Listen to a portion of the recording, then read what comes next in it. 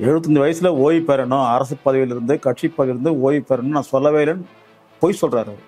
என்ன காரணம்னா இந்த 3 மாதங்களுக்கு இடையில பீகார் பிரச்சனை பெருசாயிடுச்சு. இப்போ மோடி பதவி விலகிட்டார்னா எந்த பிம்பத்தை காட்டி வாக்கு வாங்க முடியும்? நட்டாக்கு பிறகு யாரையும் தலைவராக தேர்ந்தெடுக்க முடியாத ஒரு உள்நெருக்கடி, அந்த அளவுக்கு உள்ள கோஷி பூசல்.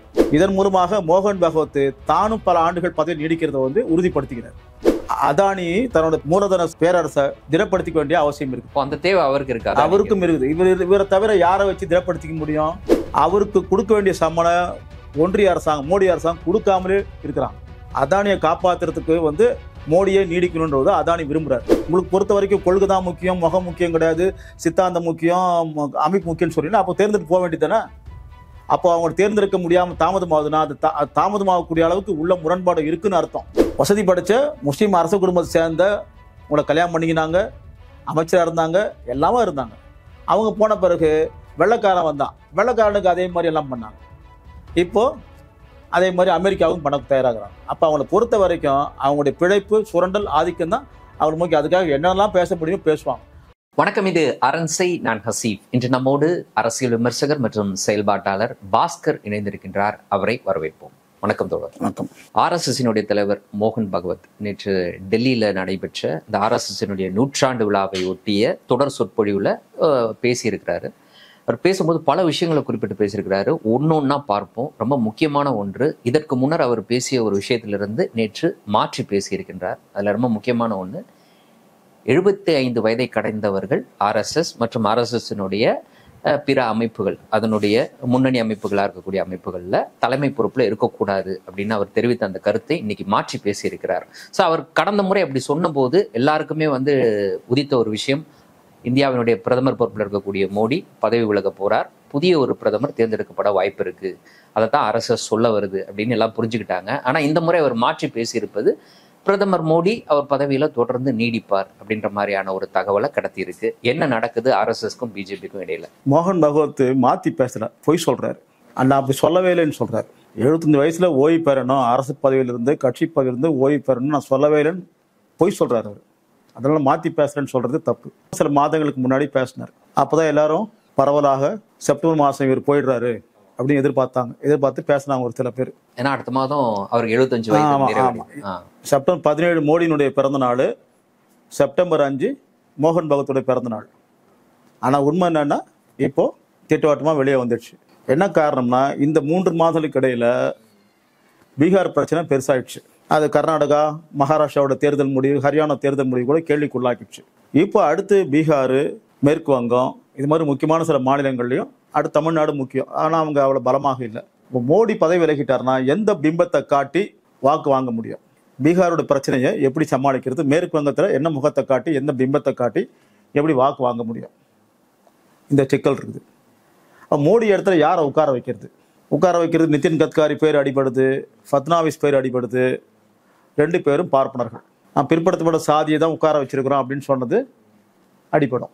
ஆமாம், ஏற்கனவே அவங்க சார்பாக இருந்த வாஜ்பாய் பார்ப்பனர். இப்போ மோடி பிற்படுத்தப்பட்டவர் சொல்லிக்கிட்டு பார்ப்பனருக்கு சேவை செய்கிறாரு.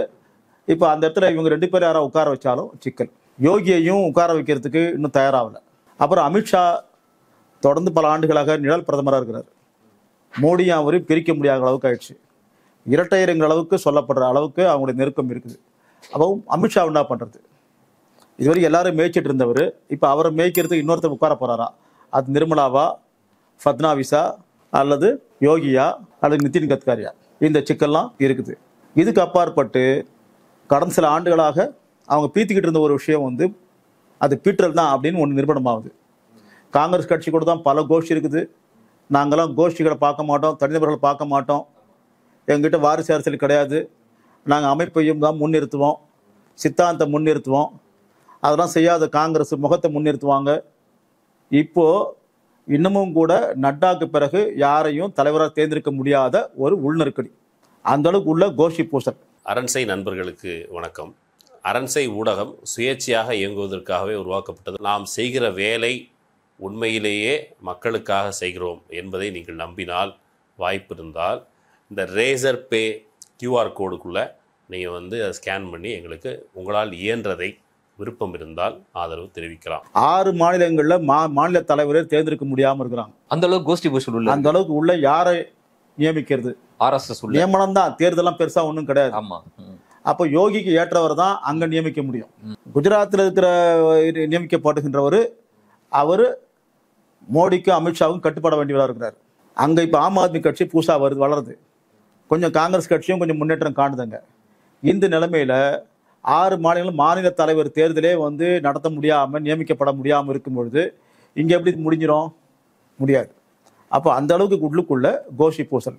புதுசாக அமெரிக்காவுடைய அந்த காப்பு வரி விதிப்பு கொள்கையை எப்படி கையாளுறது, அதுக்கடுத்து பீகார் போன்ற விஷயங்கள்லாம் எப்படி கையாளுவது, SIR விவகாரம், அப்புறம் சில மாநில சட்டமன்ற தேர்தல் நடக்க போகுது, இதெல்லாம் வந்து எப்படி எதிர்கொள்றது?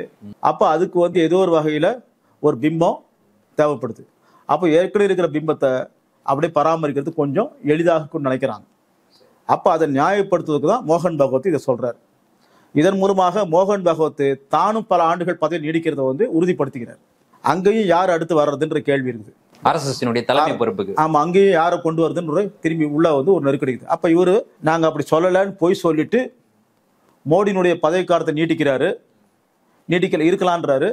தன்னுடைய பதவிக்காலத்தை கூட 5 வருஷம் கூட நான் 80 வயசு கூட இருக்குன்னு யாரும் சொன்னா இருப்பேன், செயல்படுற வரைக்கும் செயல்படட்டும்.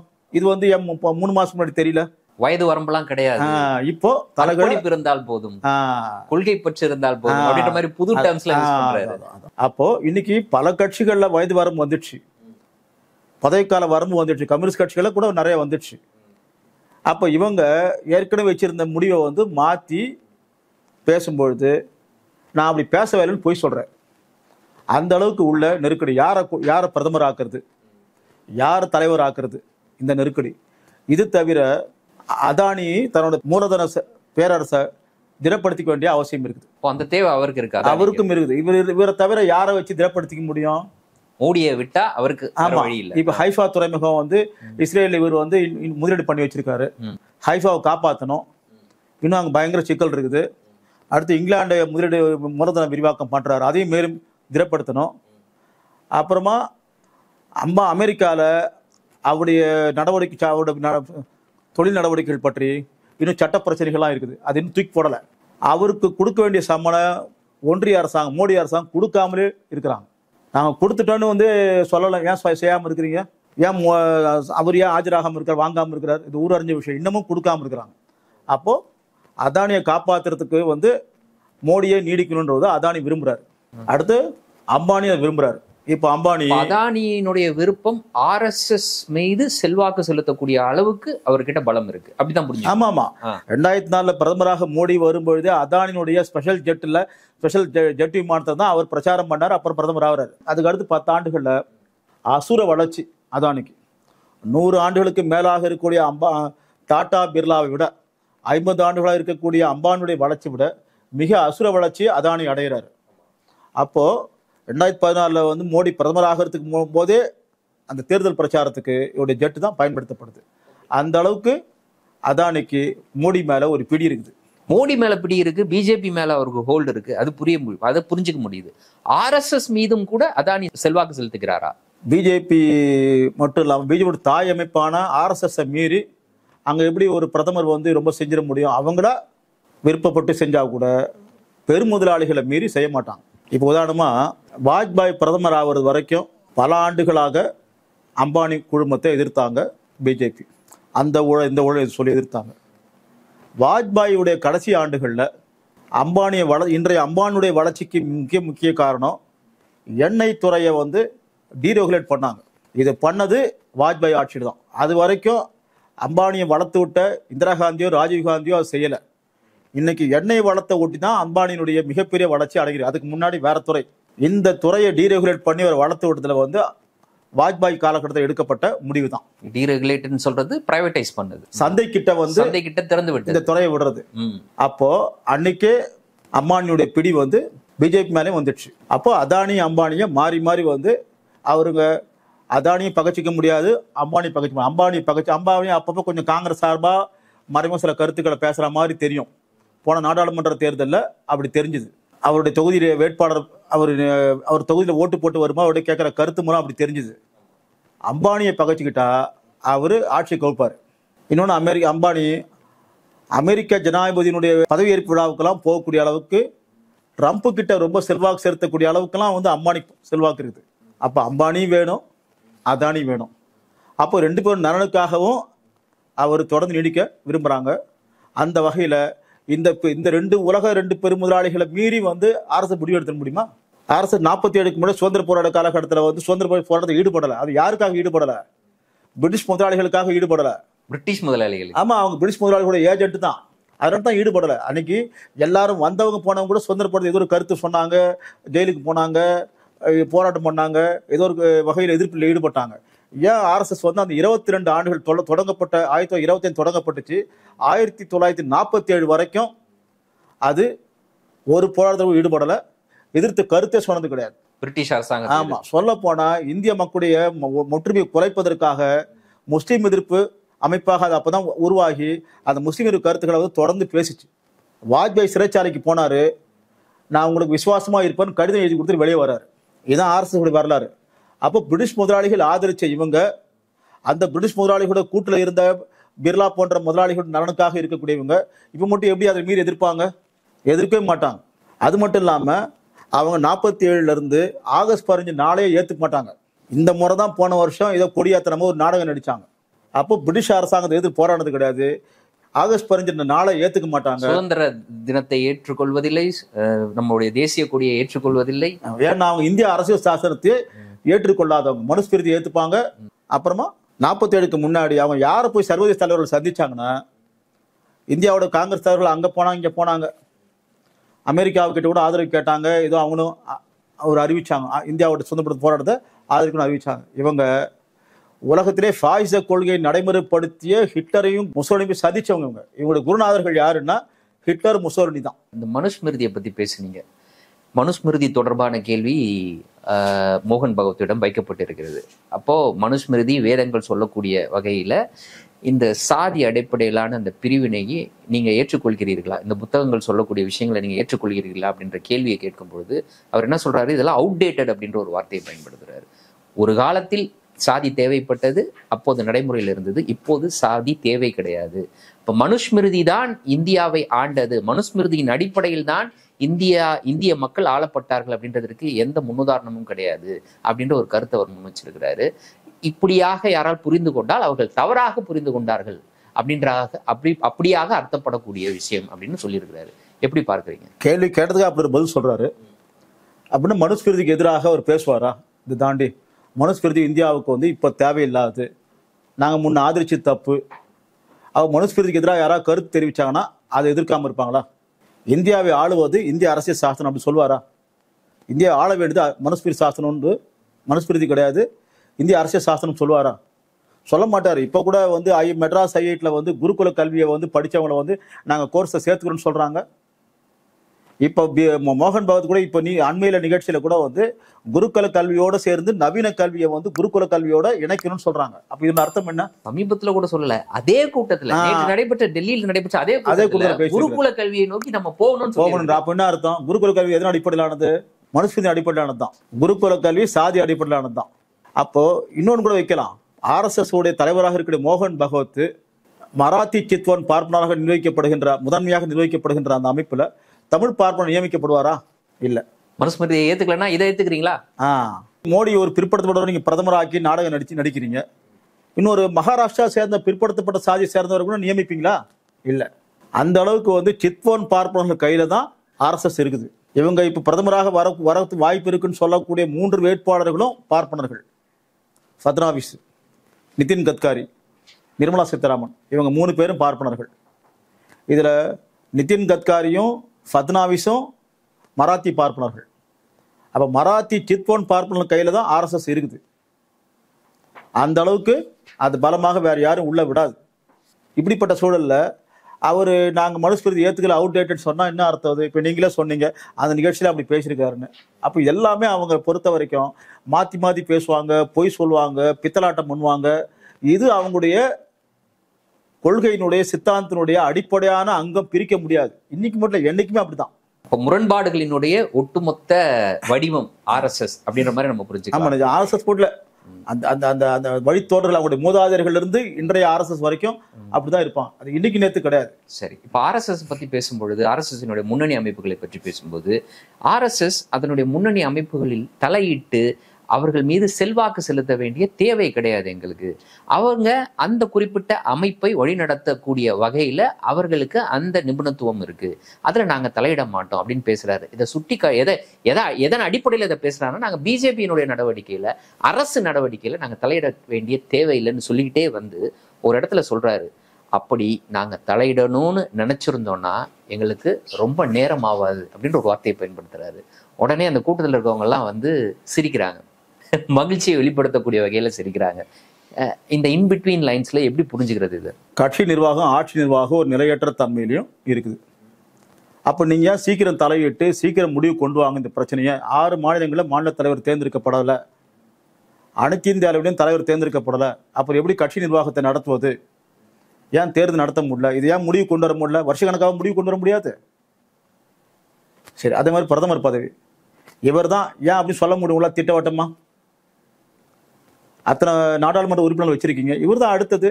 உங்களுக்கு பொறுத்த வரைக்கும் கொள்கை தான் முக்கியம், முகம் முக்கியம் கிடையாது, சித்தாந்தம் முக்கியம், அமைப்பு முக்கியம்னு சொல்றீங்கன்னா அப்போ தேர்ந்தெடுத்து போக வேண்டியதானே? அப்போ அவங்க தேர்ந்தெடுக்க முடியாமல் தாமதமாகுதுன்னா அது தாமதமாகக்கூடிய அளவுக்கு உள்ள முரண்பாடு இருக்குன்னு அர்த்தம்.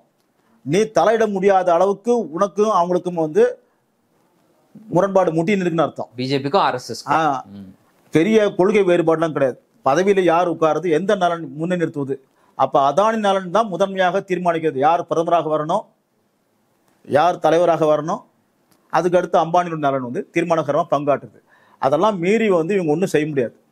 அந்த வகையில் இப்போ இவர் வந்து தன்னுடைய இயலாமை கையாளாகத்தனத்தை மறைப்பதற்கு நாங்கள் நினைச்சா தேர்ந்தெடுக்க வைப்போம், நினைச்சா இந்நேரம் தேர்ந்தெடுத்து. உங்களால் இப்போ ஆர்எஸ்எஸ் உடைய தலைமை பதவியை தேர்ந்தெடுக்க முடியாமல் இருக்குது. யோகியை நீங்கள் தான் கொண்டு வந்தீங்க, யோகி தேர்தல் நிற்காதவர், நீங்கள் தான் கொண்டு வந்தீங்க தேர்தல் முடிஞ்ச பிறகு. அதே யோகி வந்து 1.5 வாரமாக 3 வாரமாக வந்து அமைச்சரவையை வந்து அமைக்கிறதுக்கு வந்து முடியாமல் டெல்லியில் காத்து கிடந்தார. முதலமைச்சர் ஆகிட்டாரு. எதுக்கு மையத்தில் வந்து போய் மோடியினுடைய அங்கீகாரம் எதுக்கு வேணும்? இவர் தான் தேர்ந்தெடுக்கணும். இல்லை யூபி மாநில ஆர்எஸ்எஸ் தீர்மானிக்கலாமே, இல்லை யூபி மாநில பாஜகவுடைய குழு தீர்மானிக்கலாமா? அப்போது இங்கே யூபி முதலமைச்சர் சரி, மத்திய பிரதேச முதலமைச்சர், ராஜஸ்தான் முதலமைச்சர் சரி, எல்லாத்துக்குமே மோடியினுடைய அமித்ஷாவுடைய அங்கீகாரம் வேணும். அந்த அளவுக்கு தலைமை மையப்படுத்தப்பட்டிருக்கு. அவங்களுக்கு கொள்கையும் கிடையாது, ஒன்றும் கிடையாது, எப்பவுமே கிடையாது. இருக்கக்கூடிய கொள்கைனா சாயுச கொள்கை. சாயுச கொள்கையினுடைய அடிப்படை அம்சம் மத்தியப்படுத்தல், சர்வாதிகாரம், ஒற்றை தலைமை மூலம் தான் ஏக இந்தியாவை கட்டியமைக்க முடியும். ஒற்றை தலைமை மூலமாக ஒரே இந்தியாங்கிற சந்தையை கட்டியமைக்க முடியும். ஒற்றை தலைமை மூலமாக 1-2 ஏகபோகங்கள் ஆதிக்கத்தை நிறுவ முடியும். இது தவிர்க்க முடியாது. இன்னொரு மிக முக்கியமான விஷயத்தை டச் பண்ணி பேசியிருக்கிறாரு. காசி, மதுரா இந்த 2 பகுதிகளில் இருக்கக்கூடிய அங்க மசூதி, அது வந்து இதற்கு முன்னர் கோவிலாக இருந்தது அப்படின்னு ஒரு சர்ச்சை. அந்த மசூதி கோவிலாக மாற்றப்பட வேண்டும் அப்படின்றது ஆர்எஸ்எஸ் சித்தாந்தத்தின் அடிப்படையில் செயல்படக்கூடிய அந்த முன்னணி அமைப்புகள் எல்லாமுமே அந்த ஒரு விஷயத்தை அயோத்திக்கு பிறகாக அதை எடுத்திருக்கிறார்கள். ரொம்ப ஸ்ட்ராங்காக அதை போயிட்டு இருக்கு. நீதிமன்றத்தில் வழக்குகள்லாம் இருக்கு. இப்போ மோகன் பகவத் என்ன சொல்றாரு அப்படின்னா, அயோத்தி பிரச்சனைக்கு பிறகு நாங்கள் இது போன்ற கோவில் விவகாரங்களில் தலையிட ஆர்எஸ்எஸ் நேரடியாக தலையிட விரும்பவில்லை, ஆர்எஸ்எஸ் அதில் தலையிடாது. ஆனால் ஆர்எஸ்எஸ்ஸினுடைய தொண்டர்கள் தனிப்பட்ட முறையில் அதில் தலையிட்டால் அதில் நாங்கள் தலையிட மாட்டோம் அப்படின்றாரு. முதல்ல இந்த ஃபர்ஸ்ட் ஸ்டேட்மெண்ட் எப்படி புரிஞ்சுக்க முடியுது? ஏன் இந்த ஸ்டேட்மெண்ட் சொல்ல வேண்டிய தேவையில்லை இன்னைக்கு ஆர்எஸ்எஸ் இருக்கு? நாங்கள் ஆர்எஸ்எஸ் தலையிட மாட்டோம்னு சொல்ற ஸ்டேட்மெண்ட் எதுக்கு? பொருளாதாரத்திலே அரசு ஒரு நிலையற்ற சூழல் இருக்கிறதுனால இது போன்ற விவகாரம் தலையிடுறது மூலமாக மேலும் நிலையற்ற சூழலை கொண்டு வரும். அப்போ முதலாளிகளுக்கு பொருளாதாரத்துக்கு ஒரு ஸ்திரத்தன்மை வேணும். அப்போ இதன் மூலமாக அதில் வேற தலையிட்டு அந்த பீகார் பிரச்சனை, அமெரிக்காவுடைய பிரச்சனை, சீனாவோட இருக்கிற பிரச்சனை, ரஷ்யாவோட இருக்கக்கூடிய அந்த ஒப்பந்தம், இதெல்லாம் அவங்க வந்து மேலும் தலைமையில போட்டுக்கிறதுக்கு அவங்களுக்கு பலம் இல்லை. அதனால இப்போதைக்கு தலையிடாதீங்க. எப்போ இந்திய மக்களுடைய கவனத்தை திசை திருப்பணுமோ, எப்போ இந்திய மக்களுடைய ஒற்றுமை சீர்குலைக்கணுமோ அப்போ திரும்ப அந்த கோயில் பிரச்சனையை எடுப்பாங்க. அப்போ அதுக்கு ரைடராக முன்னாடி சொல்லி வச்சிடறாங்க, அமைப்பு தலையிடாது, தொண்டர்கள் தலையிடுவாங்க. அவன் பவர்மூவி இடிக்கும் போதே ஆர்எஸ்எஸ் இடிக்கல, தொண்டர்கள் தான் இடிச்சாங்கன்னாங்க. ஆமா, கரசேவகர்கள். அப்ப என்ன அர்த்தம்? இவங்களை பொறுத்த வரைக்கும் இந்த மாதிரி வந்து ஒரு மிஸ்லீட் பண்ணக்கூடிய ஸ்டேட்மெண்ட் வந்து அப்பப்போ செய்வாங்க. அவங்க நோக்கத்துல வந்து தெளிவான டைமிங் தான் நிலைமைக்கு ஏற்ற மாதிரி வந்து தீர்மானிப்பாங்க, செய்வாங்க. இது தவிர இவங்க கோயில் இடிச்ச பிறகு அதே தொகுதியில ஒரு தலித் வேட்பாளராக நிறுத்தி சமாஜ்வாடி கட்சி வந்து எம்எல்ஏ ஆக்குச்சு. அதனோட அர்த்தம் என்ன? எம்பி. அதான் எம்பி ஆக்குனாங்க. அதோட அர்த்தம் என்ன? அப்போ நீங்க சொன்னதை வந்து அயோத்தி நகரத்தில் இருக்கிற மக்களே ஏத்துன்னு அர்த்தம். அதுல அப்படியாக அதை புரிஞ்சுக்கலாமா? இனிமேல் அந்த கோயில் விஷயம் எடுபடாது இந்திய மக்களிடம் அப்படின்ற மாதிரி புரிஞ்சுக்கலாமா? அதை இந்திய மக்களுடைய எடுபடாதுங்கிறது நிலைமையை சார்ந்து. இவங்களை பொறுத்தவரைக்கும் அந்த எப்போ ஒரு மத பதட்டம் இவங்களுக்கு ஆளுமருகத்துக்கு இந்த ஆளுமருகத்துக்கு எப்பவுமே தேவை. உள்ளூர் ஆதிக்க சக்திகளுக்கு வந்து சாதி ரீதியான பதட்டம் தேவை. வேற லெவல்ல பார்க்கும்போது இன ரீதியான மோதல் பதட்டம் தேவை. அப்ப இந்த 3 பதட்டங்களும் இவங்களுக்கு தேவை. எந்த பதட்டத்தை மறைப்பதற்கு தேவைன்னா வர்க்க ரீதியான பதட்டத்தை மறைப்பதற்கு இந்த 3 பதட்டங்களும் தேவையூட்டி அமல்படுத்துவாங்க. அதனால எடுக்க மாட்டாங்கல்ல, டைமிங் பார்ப்பாங்க. இடஒதுக்கீடு பற்றி கேள்வி எழுப்பப்பட்டிருக்கு. தொடர்ச்சியாக இடஒதுக்கீடுக்கு தொடர்பா ஆர்எஸ்எஸ்னுடைய நிலைப்பாடு என்ன, ஒரு தெளிவான நிலைப்பாடு என்ன அப்படின்றத அறிந்து கொள்வதற்கு எல்லாருக்குமே விருப்பம் இருக்கு. அதன் அடிப்படையில தான் மோகன் பகவத்திடம் பல இடங்கள்ல எழுப்பப்பட்ட கேள்வி மீண்டும் எழுப்பப்பட்டிருக்கு. அப்ப அவர் என்ன சொல்றாருன்னா, கான்ஸ்டிடியூஷன் அடிப்படையில் இடஒதுக்கீட்டு வழங்கப்படுவதில் எந்த தவறும் கிடையாது, அதை நாங்கள் எடுத்துக்கிறோம். இதற்கு முன்னர் நடந்த தவறு ஒருபடி மேல சொல்றாரு. இன்னொரு இதற்கு முன்னர் நடைபெற்ற தவறுகள் திருத்தப்படுவதற்கு இடஒதுக்கீடு தேவை அப்படின்னு சொல்லி அவர் ஒத்துக்கிறார். இடஒதுக்கீடு நாங்கள் எதிரானவர்கள் கிடையாது. ஆனா கான்ஸ்டிடியூஷன் அடிப்படையில இந்தியாவினுடைய அரசமைப்பில் இடஒதுக்கீடு எதன் அடிப்படையில் கொடுக்கப்பட வேண்டும் என்று சொல்லப்பட்டிருக்கிறதோ அதன் அடிப்படையில் கொடுத்தால் நாங்கள் ஆதரிக்கிறோம் அப்படின்னு சொல்லி சொல்றாரு. அப்போ நம்மளுக்கு நல்லா தெரியும், இந்த கான்ஸ்டிடியூஷன்ல சொல்லப்பட்ட விஷயத்திற்கு எதிராகத்தான் இடபிள்யூஎஸ் கொண்டு வரப்பட்டது அப்படின்றது எல்லாரும் இன்ன வரைக்கும் வைக்கக்கூடிய ஒரு குற்றச்சாட்டு. அதாவது பொருளாதாரத்தில் பின்தங்கிய உயர் வகுப்பினருக்கு 10% இடஒதுக்கீடு, அது அதன் அடிப்படையில் தான் கான்ஸ்டிடியூஷனுக்கு எதிரானது அப்படின்றலாம் இன்ன வரைக்கும் நம்ம சொல்லிக்கிட்டு இருக்கோம். ஸோ அவர் அதை குறிப்பிட்டு சொல்லலை. அவர் என்ன சொல்றாரு அப்படின்னா, அவருடைய உள்நோக்கம் என்னவாக இருக்கும் அப்படின்னா, இன்னைக்கு இஸ்லாமியர்களுக்கு இடஒதுக்கீடு கொடுக்கப்பட்டிருப்பது, அப்புறம் கிறிஸ்துவர்களுக்கு இடஒதுக்கீடு கொடுக்கப்பட்டிருப்பது, அது கூடாது அப்படின்றத நோக்கத்தின் அடிப்படையில் தான் சொல்றாரு. இந்த முரண்பாடை எப்படி புரிஞ்சுக்கிறீங்க? இடபிள்யூஎஸ் ஆதரிக்கிறாரு, மத அடிப்படையில் இடஒதுக்கீடு கொடுப்பதை எதிர்க்கிறாரு. பிற்படுத்தப்பட்ட மக்களுக்கு வந்து ஒன்றிய அரசாங்கத்தினுடைய கல்வியிலும் வேலை வாய்ப்பிலும் கொடுக்கணும்னு சொல்லக்கூடிய மண்டல் ஆணைய பிரச்சனை வரும்பொழுது அப்போ அதை கடுமையாக எதிர்த்து நிறுத்தினவங்க இவங்க. அதுக்கு தான் ஆட்சியை கவிழ்த்தாங்க. அப்புறம் சில ஆண்டுகள் கழித்து நரசிம்மராவ் காலத்தில் அது 27 விழுக்காடும் வந்துச்சு. இன்னைக்கு அதை அவங்களும் அறகுறையை நடைமுறைப்படுத்துகிறாங்க. அப்போ முதல்ல இவங்க எதிர்த்தாங்க, இப்போ திரும்ப இடபிள்யூஎஸ் கொண்டு வராங்க. அப்புறம் தலித் மக்களுக்கான இடஒதுக்கீடு வந்து எங்கேயுமே ஒழுங்காக நடைமுறைப்படுத்துறது கிடையாது. இன்னமும் கூட பிற்படுத்தப்பட்ட மக்களில் ஒரு பிரிவு நல்லா வளர்ந்திருந்தா கூட அவங்களுக்கும் கூட முழுமையாக இடஒதுக்கீடு அமல்படுத்தப்படாமல் தான் ஒன்றிய அரசு வேலைவாய்ப்புகளை நல்லா வெளிப்படுது. அப்போ இடஒதுக்கீடு இவங்க முழுமையாக ஏற்றுக்கிறது இருந்தால் இதெல்லாம் ஏன் நடக்குது? இப்படி தலித் மக்கள் கேட்க வேணாம். அதன்படி இடஒதுக்கீட்டுக்கே வேட்டு வைக்கிற மாதிரி தனியார் மக்களை கொண்டு வராங்க. அடுத்து தேசிய கல்விக் கொள்கையும் இடஒதுக்கீடு எதிராக இருக்கிற மாதிரி தான் அதோட பல அம்சங்கள் இருக்குது. அப்போ எல்லாத்தையும் தனியார் வாங்கிக்கும் போது எப்படி இடஒதுக்கீடு கொடுக்க முடியும்? அப்போ அது வந்து நீர்த்து போன பிறகு இடஒதுக்கீட்டுக்கு எதிராக இருக்கிறத வந்து ஒரு ரொம்ப பிற்போக்கான ஒரு இமேஜ் வருது பிற்படுத்தப்பட்ட மக்கள் மத்தியில். அந்த இமேஜை வந்து போக்கிக்கிறதுக்கு பிற்படுத்த மக்கள் மத்தியில் இன்னும் கொஞ்சம் அவங்களுக்கு ஒரு பெஸ்ட் திரும்பி தேவைப்படுதுங்கிறதால இன்னைக்கு இந்த நிலைப்பாடு. எப்படியா இருந்தாலும் இடபிள்யூஎஸ் மூலமாக அவங்களுக்கு பல மாநிலங்களில் ஆட்சி உத்தரவாதம், குறிப்பாக ஹிந்தி பெல்ட்ல 10% ஓட்டு முழுமையாக போட்டா 10 கொண்டு வந்திருக்கிறாங்க. 15% வந்து மேல் சாதி ஓட்டு வந்து மேற்கு வங்கம், மத்திய பிரதேசம், குஜராத், உத்தரப்பிரதேசம், இந்த 5-6 மாநிலங்களில் வந்து தமிழ்நாடு மாதிரியான இடங்கள் தான் மேல் சாதிகள் குறைவு. வட இந்தியாவில் வந்து மேல் சாதி அதிகம். அப்போ மொத்த ஓட்டு வந்தாலே வந்து அவங்களுக்கு பாதி சீட்டு மேலே கிடைச்சிருமா? அதோட அர்த்தம் என்ன? அப்போ அந்த வகையில் இடஒதுக்கீட்டை அவங்க நடைமுறைப்படுத்துறாங்க. அது தவிர அதிகாரபூர்வமற்ற இடஒதுக்கீடு வந்து ஏற்கனவே இருக்குது. அதனால தான் எல்லாத்துலையும் ஆதிக்கம் பண்றாங்க. அப்போ இன்றைய சூழல்ல அவங்க இடஒதுக்கீடு வந்து கிட்டத்தட்ட தன்னுடைய ஒரு வேஷத்துக்காக ஆதிக்கம் காட்டுவாங்களே தவிர உண்மையிலே கடந்த 10 ஆண்டுகளில் ஒன்றிய அரசாங்கத்தில் வந்து 10 லட்சத்துக்கு மேற்பட்ட வேலை வாய்ப்பு காலியா இருந்து நாடாளுமன்ற தேர்தல் போன முறை வரும்பொழுது அதுக்கு முன்னாடி எல்லாத்தையும் நிரப்பிடுன்னு சொன்னார். இன்னி வரைக்கும் நிரப்புற. அப்புறம் இடபிள்யூஎஸ் வந்து அதை மட்டும் ஒழுங்காக நிரப்புறாங்க. இடபிள்யூஎஸ் அப்ளை பண்ணது கட் ஆஃப் ரொம்ப குறைவா இருக்குது. அப்போ இதெல்லாம் வந்து எது தெரியுது? பிற்படுத்தப்பட்டவர்களுடைய கட் ஆஃப் கம்மி. ஆமா, பல இடங்கள். ஆமா. அப்போ அர்த்தம் வந்து ஒரு சும்மா வந்து இன்றைக்கு இருக்கக்கூடிய ஒரு முகத்துக்காக பேசுறாரு தவிர மற்றபடி அவங்க இடஒதுக்கீடு எதிர்த்தா வந்து நீங்க சாதி எதிர்க்கிற மாதிரி அர்த்தமாகுது. அப்போ சொந்த கொள்கை எப்படி எதிர்ப்பாங்க? எதிர்க்க மாட்டாங்க. அப்போ பேருக்கு வந்து இன்னைக்கு அவங்க பெரும்பாலும் ஃபாசிஸ்டுகளை பொறுத்த வரைக்கும் நிறைய மிஸ்லீடிங் கமெண்ட்ஸ் டயலாக்ஸ் விடுவாங்க. நம்ம இப்போ நீங்க பாக்குற மாதிரி போய் சொல்லிட்டு மாத்தி பேசுவாங்க, அவதூறு பண்ணுவாங்க, திசை திருப்புவாங்க, அப்படிலாம் இப்படிலான்வாங்க, அறகுறையா பேசுவாங்க, முக்கால்வாசி திருத்தி பேசுவாங்க. இது வந்து அவங்க ஏற்கனவே பண்டைய இலக்கியங்களே அவங்க அப்படிதான் கருத்து தெரிவிச்சிருக்காங்க. அந்த இலக்கியங்கள் அவங்க தப்பு தப்பா சொன்ன கருத்துக்கள் தான் உண்மையை நம்ம தெரிஞ்சுக்க முடிஞ்சது மார்க்சிய வரலாற்று தத்துவ ஆசிரியர்களால. அவங்க என்னைக்கு உண்மை பேச மாட்டாங்க. தப்பு தப்பா அவர்கள் சொன்னதுல இருந்தா உண்மையை தெரிஞ்சுமா? எப்படி சொல்றீங்க? அது எனக்கு புரியல. உதாரணமா அவங்க வந்து ஒரு சமண இலக்கியத்தை, பௌத்த இலக்கியத்தை இப்படி திட்டுவாங்க. இப்படி திட்டினாங்கன்னா அவங்களுடைய அந்த கருத்து ஒரிஜினலா இருக்கு போட முடிவு எடுத்துக்கலாம். எது சரின்றாங்களோ அது தவறு, எது தவறு சரி. இப்ப அவங்க இடஒதுக்கீட்டு இப்ப கூட சொன்னாங்கன்றீங்க, இடஒதுக்கீட்டு நாங்க எதிர்க்க மாட்டோம்ட்டு. இடஒதுக்கீடு எதிர்க்க மாட்டோம்னா அவங்க ஏற்கனவே வந்து இருக்கக்கூடிய இடஒதுக்கீடு பிரச்சனையை வந்து அவங்க தீர்க்கறதுக்கு வந்து இன்னும் தயாராகல. அவங்க தயாராகாததுக்கு வந்து வரக்கூடிய பிரச்சனைகளை திசை திருப்புறதுக்காக அந்த ஸ்டாண்ட் எடுக்கிறாங்க. அவங்க எப்பவுமே அப்படிதான் ஸ்டாண்ட் எடுப்பாங்க. இன்னைக்கு என்னெல்லாம் சொன்னாங்களோ அதெல்லாம் கொஞ்சம் முன்னாடி அதுக்கு மாறா இருந்திருப்பாங்க. முகலாயர் ஆட்சியில பலன் பெற்ற கும்பல் யாருன்னா இந்த கும்பல் தான்.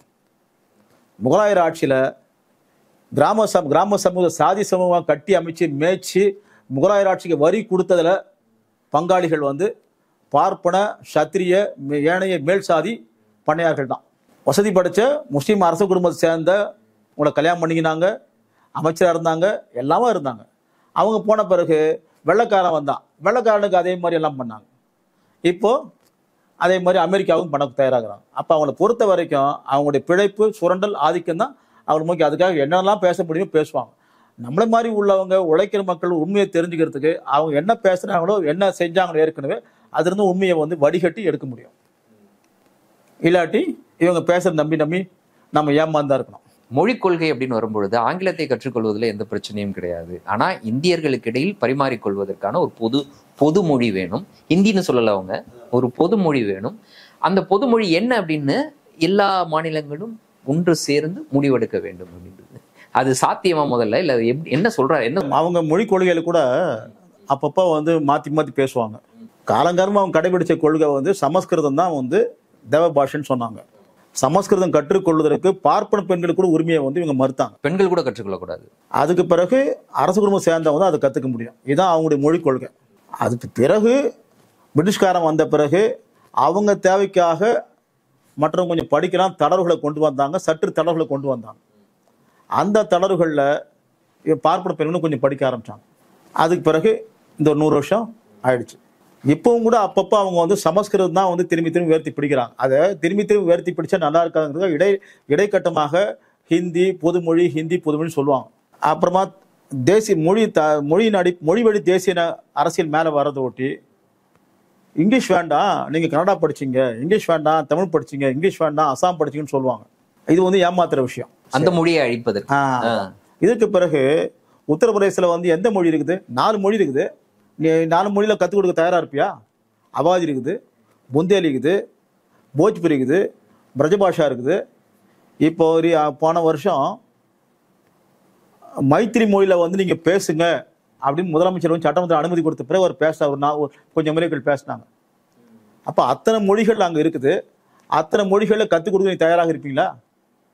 பாடத்திட்டமே கிடையாது. திரும்ப வந்து அந்த சமஸ்கிருத மயமான ஹிந்தியை வச்சுதான் இவங்க பாடத்திட்டம் தயாரிக்கிறாங்க. அப்ப இவர் சொல்றது மூலமாக ஒரு மொழி கத்துக்கலாம்னு சொல்லும்போது எந்த மொழி நீ கற்றுக் கொடுப்ப? சமஸ்கிருதமா, கடிபோலியா, இல்லை சமஸ்கிருத மயமான ஹிந்தியா, ஹிந்துஸ்தானியா, எது கற்றுக் கொடுப்ப? முதல் இந்தியாவில் இத்தனை மொழிகள் இருக்குன்னு அவங்க அங்கீகரிக்க தயாரா இல்லாதவங்க. இவங்க சொல்லக்கூடிய அட்டவணை மொழிகளாக இருக்கிற 18 தாண்டி இதெல்லாம் இருக்குது. அவாதி, புந்தேலி, மைத்திரி, போஜ்புரி, இதில் 1-2 சேர்த்துருக்குறாங்க. அப்புறம் பீகாரில் கேட்க வேணாம், அஸ்ஸாமில் கேட்க வேண்டாம். நிறைய சின்ன போர்டர் மொழிகளும் சின்ன மொழிகள் இருக்குது. அப்போது இத்தனை மொழிகள் வந்து இருக்கக்கூடிய நாட்டை ஏற்கனவே 18 மொழிகள் தவிர வேற மொழி அங்கீகரிக்காதவங்க, அந்த 18 மொழிகளை கூட வந்து கம்யூனிகேஷன் வச்சுக்காதவங்க, அந்த 18 மொழிகளை கூட கற்றுக் கொடுக்கறதுக்கு எது பண்ணாதவங்க, அப்புறம் வந்து ஒரு பொது மொழி வேணும்னு சொன்னா அர்த்தம் அது. அப்போ இவங்க சொல்றது எல்லாமே ஒரே சந்தை என்ற இந்தியாவை கட்டியமைக்கிறதுக்கு ஒரு மொழி தேவைன்னு நினைக்கிறாங்க. அந்த மொழி அவங்க சொல்லக்கூடிய வகையில் உச்சபட்சமாக சமஸ்கிருதம் இல்லாட்டி ஹிந்தி. அந்த ஹிந்தி கூட உறுதி இல்லாத மற்ற மொழிகள் கலக்காத சமஸ்கிருத மயமான ஹிந்தி தான் அவங்க சொல்றாங்க. இப்போ உருதுவை வந்து அவங்க வந்து சுத்தமாக நீக்கிறது முடிவெடுத்து செய்கிறாங்க. அப்போ அவங்க சொல்லக்கூடிய அந்த ஒரு மொழி கொள்கைன்றது கூட இடைக்கட்டமாக ஹிந்தி, உச்சபட்சமாக சமஸ்கிருதம். அப்போ இன்னைக்கு மொழி உணர்வு மேலே வர்றதால அவங்க இந்த மாதிரி கூட டபுள் கேம் ஆட வேண்டியிருக்கு. குறிப்பிட்ட மதங்களை பின்பற்றக்கூடிய மக்களினுடைய விகிதத்துல பெரிய மாற்றம் நிகழ்ந்து கொண்டு இருக்கிறது. இதை தடுத்து நிறுத்த வேண்டும்னு பேசுறாரு. நல்லா புரிஞ்சுக்கணும். மதங்களை பின்பற்றக்கூடிய மக்களிடையே மாற்றம் ஏற்படுதுன்னு சொல்றாரு. இன்னொரு பக்கம் மக்கள் அனைவரும்னு ஒரு வார்த்தையை பயன்படுத்தி 3 குழந்தைகள் பெற்றுக்கணுன்றாரு. இந்த அனைவரும்னு அவர் அட்ரஸ் பண்றது யாரு? இந்துக்கள் தான். இப்போ ஒரு குழந்தை வச்சே காப்பாற்ற முடியாமங்கிறாங்க. இவங்க இந்தியா வந்து இந்து நாடாகலேருந்து போயிடுமோ அப்படிங்கிற பயத்தில் சொல்கிறாங்க. முதல்ல இவங்க தான் வந்து 2 குழந்தை பெற்றுக்கணும்னு வந்து இல்லாத கட்டுப்பாடெலாம் போட்டாங்க. அப்புறம் ஒரு குழந்தையே போதுன்ற மாதிரி சொன்னாங்க. இப்போ இவங்க சொல்கிறது 3 குழந்தை வேணும்னு சொன்னால் என்ன அர்த்தம்? அது யார் சோறு போடுவாங்க? யார் வளர்ப்பாங்க? யார் வீட்டு வேலை செய்வாங்க? இப்போ இன்னைக்கு அவங்க இது இந்து டெமோகிராஃபியாக இது இருக்கணுங்கிறதுக்காக இந்த ஸ்டாண்ட் எடுக்கிறாங்க. 2வது, மலிவான உழைப்புக்கு இன்னும் ஆள் தேவை. அப்போ அதுக்கு நிறைய குழந்தை பெற்றுக்கணும் தான் முடியும். இன்னொரு புறத்தில் இவங்க பொய்யா சொல்கிறாங்க, முஸ்லீம்கள் எண்ணிக்கை அதிகமாகுது, கிறிஸ்தவர்கள் எண்ணிக்கை அதிகமாகுது, அதை கவுண்டர் பண்ணுறதுக்கு இந்துக்கள் அதிக குழந்தை பெற்றுக்கணும்னு சொல்கிறாங்க. அது கடந்த 20-30 ஆண்டுகளுக்கு முன்னாடியே வந்து எத்தனை நூற்றாண்டு ஆனாலும் ஒரு மெத்தடாலஜி படி, சயின்டிஃபிக் மெத்தடாலஜி படி இந்துக்கள் எண்ணிக்கையை விட இன்றைக்கு இருக்கிற குழந்தை பிறப்பு இதன் அடிப்படையிலே கூட இந்துக்களுடைய எண்ணிக்கையை விட முஸ்லீம்களுடைய எண்ணிக்கையும் கிறிஸ்துவ எண்ணிக்கையும் அதிகமாக வாய்ப்பே கிடையாது. இப்போ அமெரிக்காவில் போய் இந்துக்கள் பெரும்பான்மை ஆயிட முடியுமா? அது மாதிரி தான் இங்கே வந்து வேற யாரும் மாற முடியாது. கொஞ்சம் முன்ன பின்ன இருக்குமே தவிர மாற முடியும். இவங்க திரும்பி திரும்பி ஏதோ ஒரு வகையில் வந்து அந்த கம்யூனல் டென்ஷன்லேயே வந்து ஐயோ அவங்க நிறைய எண்ணிக்கை அதிகமாகிடுறாங்களே, அப்போ நாம் நிறைய பெற்றுக்கணுமோ அப்படின்னு கொண்டு வராங்க.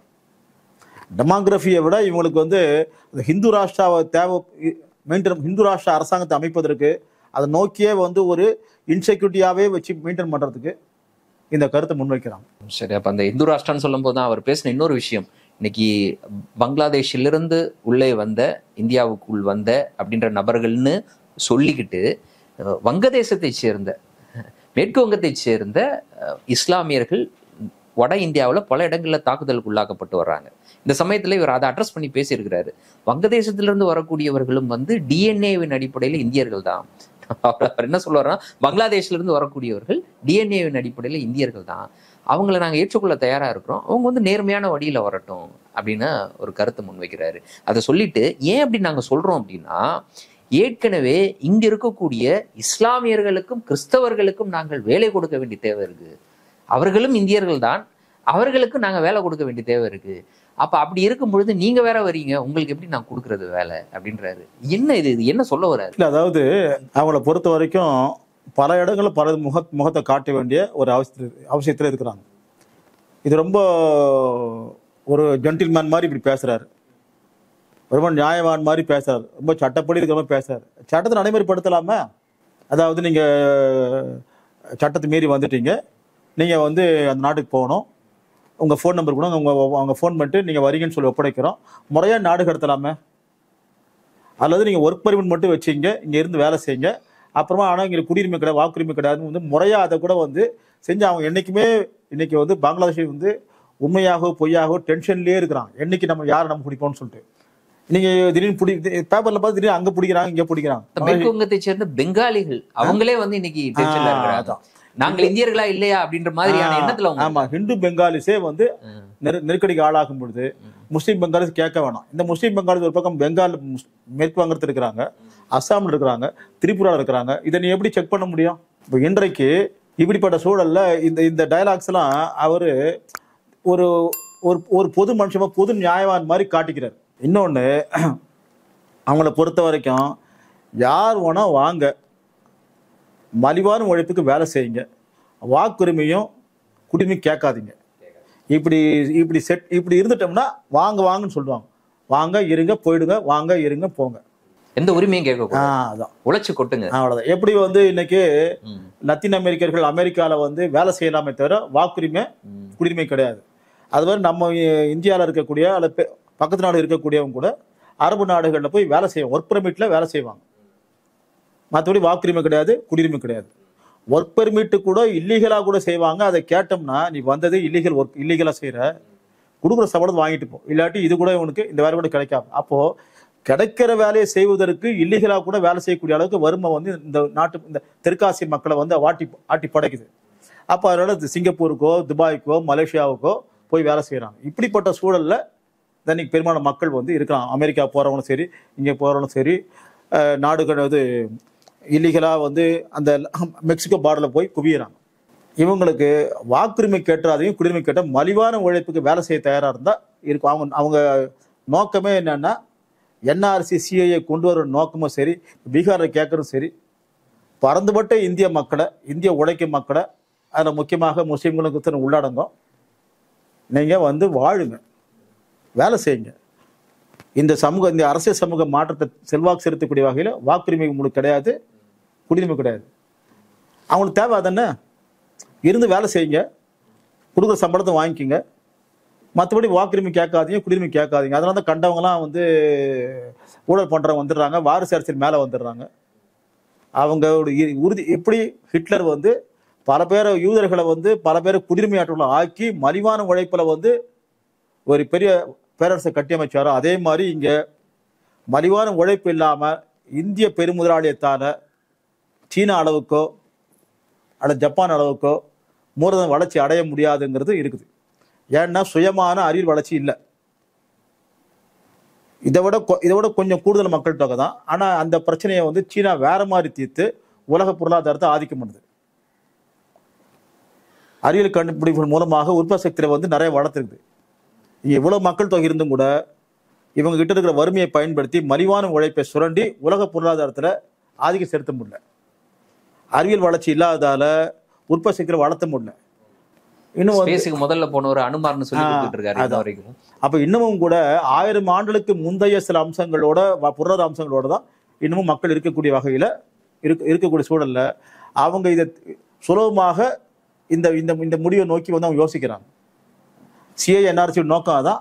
அதை நிறைவேற்ற முடியாமல் போனதை தான் எஸ்ஐஆர்னு பீகாரில் கொண்டு வந்து அது இப்போ இந்தியா முழுக்க கொண்டு வர போறாங்க. இன்றைய தினம் எங்களோடு இணைந்து பல்வேறு தகவல்களையும் கருத்துக்களையும் பகிர்ந்து கொண்டமைக்கு நன்றி. மீண்டும் ஒரு நேர்காணலில் சந்திப்போம். நன்றி நண்பர்களே.